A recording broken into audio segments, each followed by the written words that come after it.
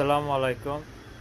আমি বাসার প্রতিবাদী কণ্ঠস্বর হিসেবে আবার লাইভে আসলাম। সাবেক স্বৈরাচার আওয়ামী লীগ সরকারের আমলে ৩.৭৩ টাকায় বিদ্যুতের ইউনিট এই ১৬ বছরে ২-৩ গুণ বাড়ে ৮.৯৫ টাকায় আসছে। এটা সংবাদের মাধ্যমে আমরা জানতে পেরেছি যেটা চরম দুর্নীতি। আমরা বিদ্যুতের ইউনিট কমাইতে চাই।